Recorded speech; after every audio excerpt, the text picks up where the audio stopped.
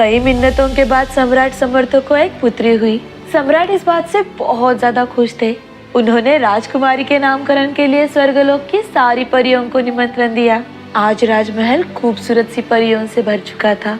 एक एक कर सारी परियां राजकुमारी को देख रही थी और उन्हें आशीर्वाद भी दे रही थी। ये बहुत ही खूबसूरत और समझदार होगी। महाराज, राजकुमारी के महल में आने से आपका भाग्य खुल गया। मेरा आशीर्वाद है कि राजकुमारी आपको पुत्र से भी ज्यादा सुख देगी। आप सभी परियों का मैं दिल से सम्मान करता हूँ। आप राजकुमारी को इतना प्यार दे रहे हैं। हम चाहते हैं कि राजकुमारी का नाम भी आप ही रखें। ये निर्णय तो रानी परी को ही लेना चाहिए, पर अभी तक वो आई नहीं है। तभी जोर से हवा चलने लगती है। आसमान में काले बादलों का बसेरा हो गया और जोर जोर से हंसते हुए काली परी महल में उतरती है। उसे देखकर सारी परियां सहम जाती है, डर जाती है। लोग यहाँ वहाँ भागने लगते हैं। सारे राजमहल में भगदड़ मच गई। सम्राट, राजकुमारी के नामकरण में मुझे क्यों नहीं याद किया गया? हाँ, मुझे माफ कर दो काली परी, पर तुम राजकुमारी को कुछ मत करना। तभी भीड़ में से एक परी बोली, यहाँ सब स्वर्गलोक की परियों को बुलाया गया है और तुम स्वर्गलोक की परी नहीं हो। तुम्हें धक्के मारकर स्वर्गलोक से बाहर निकाला गया था। काली परी ने गुस्से में आकर उस परी की ओर अपनी छड़ी घुमाई और वो परी वहीं पर जलकर राख हो गई। और किसी को कुछ कहना है तो सम्राट हम ही कह देते हैं। काली परी, कृपा करके यहाँ से चली जाओ। ऐसे कैसे चली जाऊं? राजकुमारी को आशीर्वाद तो देने दो। तुम बहुत ही बेहतर बनो, खूबसूरत बनो, पर 16 साल की आयु में ही तुम्हारी मौत एक सुई के चुभने से होगी। ये बोलकर हंसते हुए काली परी आसमान में उड़ गई। सम्राट की आंखों में आंसू थे। परियां भी बहुत रो रही थी कि तभी रानी परी आई। रानी परी को काली परी के आने का एहसास हुआ था। सम्राट रानी परी को सारी बातें बताता है। मैं वचन देती हूँ, राजकुमारी का जब 16वां जन्मदिन मनाया जाएगा तो मैं उसे कुछ नहीं होने दूंगी। राजकुमारी सुई के चुभने से नहीं मरेगी। वो 100 वर्षों के लिए सो जाएगी और साथ ही पूरा राजमहल भी। और आज से राजकुमारी का नाम राजकुमारी तान्या है। रानी परी की बात सुनकर सबको साहस मिला। रानी परी ने अपने आंसू की एक बूंद उस राख पर डाली। तभी उस राख से फिर से नंदी परी जिंदा हो गई। समय के साथ राजकुमारी तान्या बड़ी हो रही थी और साथ ही साथ काबिल भी। घुड़सवारी, तलवारबाजी, तीरंदाजी, हर शस्त्र में वो अव्वल थी। यहाँ तक कि महल के काबिल सिपाही और सेनापति भी राजकुमारी के सामने धूल चाटते थे। सम्राट को अपनी राजकुमारी पर बहुत ज्यादा गर्व था, पर वो राजकुमारी के 16वें जन्मदिन का सोचकर बहुत परेशान रहते थे। आखिर वो दिन नजदीक आ रहा था। सम्राट ने पूरे राज्य के चरखे नष्ट करवा दिए। उन्हें भय था कि एक भी चरखे से उनकी बेटी को खतरा हो सकता है। आज राजकुमारी का 16वां जन्मदिन है। सारे लोग ऊपर से खुश तो है, पर अंदर से डरे हुए। राजकुमारी खुशी खुशी अपना जन्मदिन मनाती है और महल से बाहर टहलने के लिए गई। अचानक राजकुमारी को एक खुफिया सीढ़ी दिखाई दी। यहाँ पहले तो कभी भी सीढ़ी नहीं थी।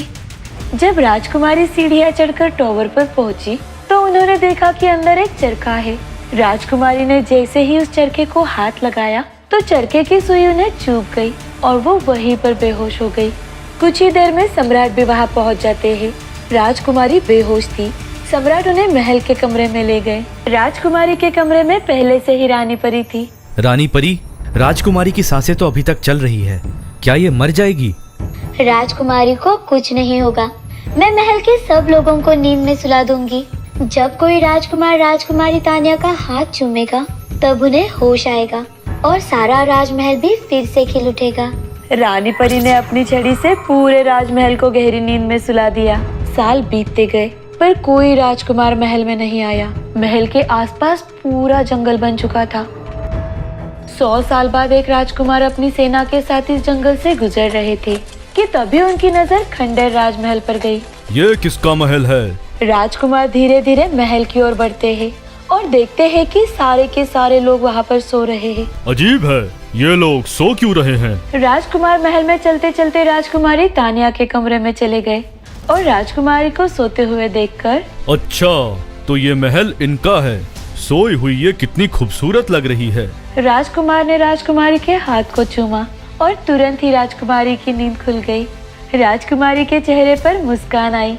महल के सभी लोगों की नींद भी खुल गई।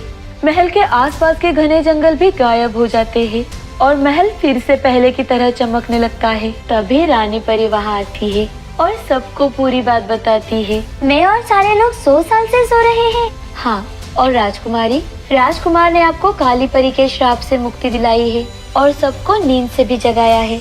राजकुमार और राजकुमारी एक दूसरे को पसंद करने लगे थे। कुछ ही समय बाद उन दोनों की शादी हो गई और इसके बाद सभी लोग बहुत खुश थे। अंत भला तो सब भला। एक बहुत बड़ा खुशहाल राज्य था।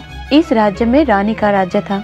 रानी की 2 बेटियां थी। छोटी बेटी राजकुमारी समंथा बहुत ही निडर थी। एक दिन उनके राज्य में एक आदमी आया जो खुद से ही पागलों की जैसे बातें कर रहा था। नहीं नहीं, मैं अकेले ही उस पहाड़ की चोटी पर जाऊंगा और उस जादूगर वारलॉक को मार गिराऊंगा। मुझे किसी की जरूरत नहीं है। राजमहल से महारानी और मंत्री उस पागल आदमी को देख रहे थे।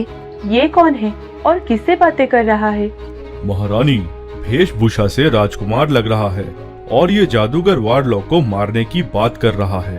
लगता है उस जादूगर ने इस पे कोई काला जादू किया है जिससे इस आदमी की बुद्धि भ्रष्ट हो गई है। जादूगर वारलॉक ने इतने अच्छे राजकुमार को पागल बना दिया। मंत्री जी, हम इसकी मदद करना चाहते हैं।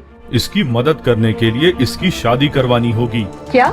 जी, अगर इसे जादूगर वारलॉक से बदला लेना है तो इसे शादी करनी होगी, नहीं तो ये पहाड़ की चोटी पर जाते ही मर जाएगा। कौन करेगा इससे शादी? हम करेंगे इससे शादी। राजकुमारी समंथा बहुत ही जिद्दी थी। महारानी समंथा की शादी उस पागल आदमी से नहीं करवाना चाहती थी, पर राजकुमारी की जिद के आगे महारानी को झुकना ही पड़ा। शादी होने के अगले ही दिन दोनों पहाड़ी की चोटी पर जाने निकल पड़ते हैं। घंटों तक सफर करते हुए रात हो जाती है। दोनों जंगल में आराम करने के लिए रुक जाते हैं। राजकुमारी चलते चलते बहुत थक चुकी थी, तो वो बैठते ही सो जाती है और वो राजकुमार बड़बड़ाते रहते हैं। वो जादूगर वारलॉक मुझे ऐसे मारेगा तो उसे मैं ऐसे मारूंगा। उसे छोड़ने वाला नहीं हूँ मैं। सुबह हो जाती है और चिड़ियों की आवाज से राजकुमारी समंथा की नींद खुल जाती है। वो देखती है कि उनका पति अभी तक सो रहा है और उनके मुंह से छोटे छोटे पिक्सीज बाहर आ रहे हैं। तुम इनके शरीर के अंदर क्या कर रहे हो? कहीं तुमने तो इन्हें पागल नहीं बनाया? नहीं, हमने तो ऐसा कुछ भी नहीं किया। राजा सुलेमान ने हमें अपने शरीर में पनाह दी है।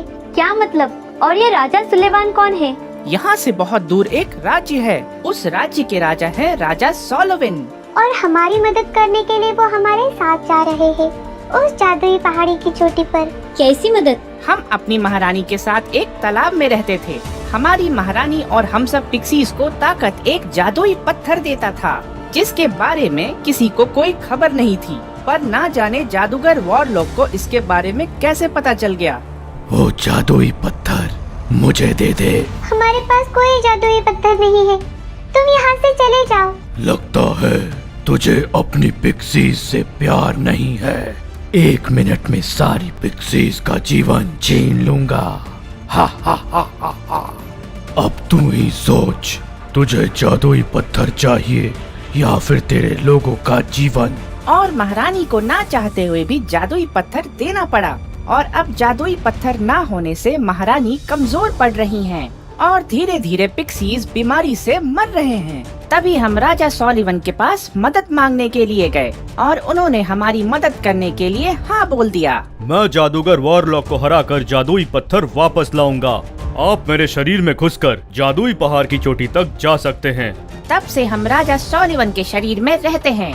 लोग उन्हें पागल कहते हैं, पर वो महान हैं। पूरे दिन बिना खाए या सोए हमें पनाह दे रहे हैं, क्योंकि उस जादुई पत्थर से ही हमारी पवित्र रोशनी पड़ती है। अगर वो ऐसे ही करते रहेंगे तो जल्द ही बीमार हो जाएंगे।